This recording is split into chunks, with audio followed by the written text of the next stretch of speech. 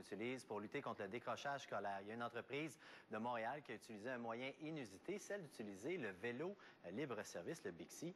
Le reportage de Catherine Vaillancourt.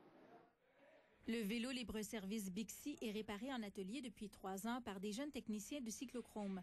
La particularité, c'est que ce sont des jeunes de secondaire 2 âgés de 15, 16 et parfois 17 ans en difficulté ou sur le point de décrocher. C'est pas vraiment que vous aimez pas l'école, c'est qu'à toutes les années, vous avez des échecs. Ça fait qu'à force d'être en échec, mais c'est un tout petit peu tanné. Des fois, c'était les professeurs, puis des fois, c'était juste les cours étaient trop longs. Sinon, je trouvais l'école agréable. Notre travail à nous autres, c'est de créer un environnement propice pour qu'ils puissent retourner à l'école. Le cours de 375 heures est donc axé sur le vélo. Un vélo, là, c'est pas juste de la technique. Un vélo, c'est des maths aussi. Une roue, c'est des rayons. Des rayons, ça a une longueur, ça a une circonférence. Alors, on fait tout le lien avec ça. Bien, ça m'a aidé à plus me concentrer, à pas parler avec les gens autour, puis de me fixer un but. L'apprentissage, en plus d'être concret, est transmis dans un milieu d'hommes. Les garçons bougent plus, les garçons sont plus actifs comme tel au niveau de l'apprentissage. Mais souvent, on n'en tient pas compte dans nos écoles. Depuis quelques années, les cours d'éducation physique sont diminués et les jeunes sont restreints pendant les récréations. Puis actuellement, là, nos élèves, on essaie de les mettre beaucoup trop dans la ouate. Les écoles ont des craintes parce qu'on ne veut pas être poursuivi personne pour toutes sortes de situations.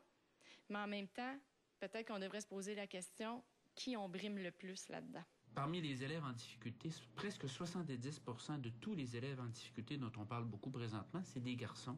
L'autre élément, c'est que j'ai le tiers des gars qui n'ont aucune espèce de diplôme à l'âge de 20 ans, comparativement à 20% des filles. Difficile donc d'assurer une relève au niveau de l'enseignement. Dans la plupart des universités, on retrouve 5 garçons pour 100 filles dans les départements d'éducation. Ça risque de poser problème éventuellement. On dit tout le temps que c'est important pour un enfant, que ce soit un garçon ou une fille, quand il est dans une situation monoparentale, qu'il puisse avoir accès à l'autre sexe adulte. C'est la même chose dans la classe. Il y a des façons d'y rejoindre. Il s'agit de tenir compte des intérêts des gars.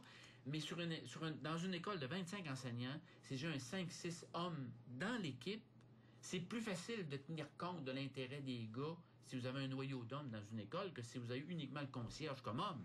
S'il ne faut pas revenir en arrière et faire des classes exclusivement de garçons ou de filles, il y a moyen d'adapter l'enseignement. Chez Cyclochrome, la recette semble gagnante. 93% des 60 jeunes ont un diplôme en main parce que leur travail, autant scolaire que sur les vélos, a été valorisé. Quand ça arrive ici, il n'y a rien de négatif que du positif. C'est extraordinaire. Un de mes élèves à ce moment-là qui m'a dit, vous savez, monsieur, dans 20 ans, je vais pouvoir dire à mes enfants que les vélos qui sont un peu partout dans le monde